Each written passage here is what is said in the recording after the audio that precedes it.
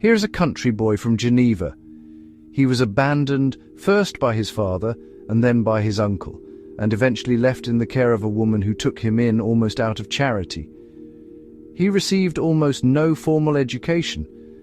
In a society that valued structured learning and classical instruction, Rousseau grew up without the benefits that his contemporaries considered essential. And yet, despite all this, he read constantly. He read with a kind of desperation, as if reading were the only reliable adult in his life.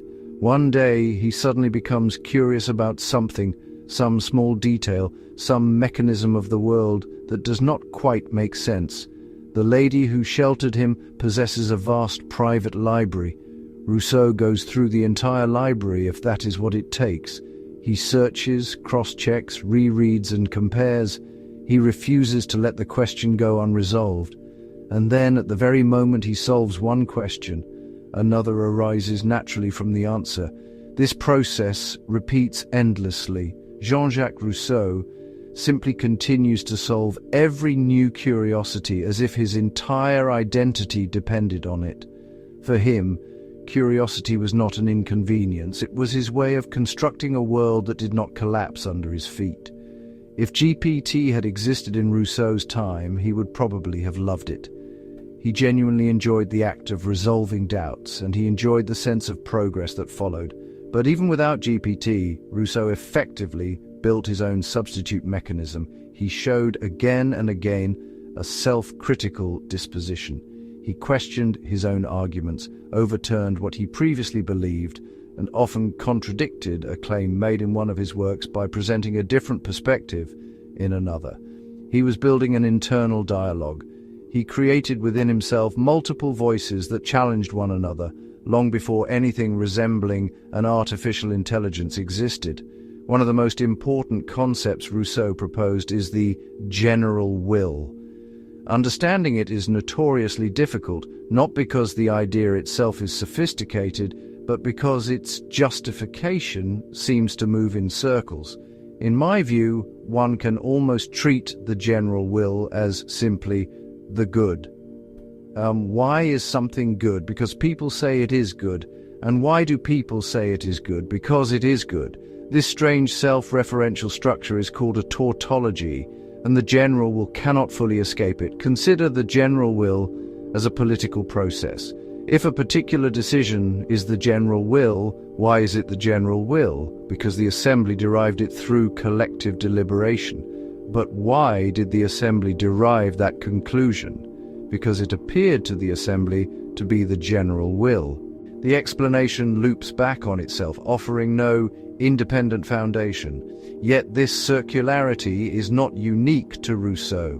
It is a built-in limitation of human reasoning about collective goods. We often justify what is good by appealing to the very structures whose legitimacy depends on the good itself. Thus, claiming that Rousseau's thought is shallow or fundamentally flawed misses the point.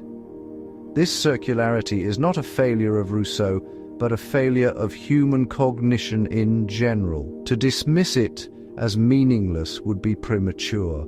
Even a castle made of sand, fragile and temporary, can still have value if it is beautiful. Rousseau's general will, too, may not escape the limitations of human reasoning, but it still points toward an aspiration, a community that acts in the interest of those who should not suffer.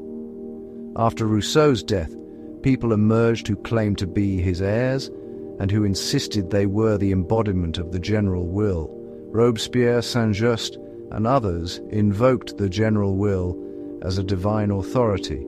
They proclaimed that they themselves were its living expression, but the results were terror, guillotines, suspicion, purges, and national chaos. The outcomes did not resemble anything one would comfortably call good. What Rousseau actually wanted was far more concrete and far more humble. He wanted ordinary people not to suffer under an absolute monarch. Regardless of how later generations interpreted the general will, I doubt Rousseau would have been deeply moved. For him, the central question was always whether those who should not have suffered were in fact relieved of suffering. Everything else, including the fate of the general will, was secondary. Rousseau tells us not to give up freedom. The young man reading in Madame de Warren's library must have realized at some point that the structure of his thinking was no longer updating. He must have sensed that the knowledge he absorbed from the world had stopped reshaping him in any fundamental way. At that moment, he ceased to be a consumer and became a creator. He decided to cast his contradictions, imperfections, and unresolved tensions into the world. He wanted to see how others would interpret them, how they would react, where they would misread him, and what aspects they would misunderstand entirely.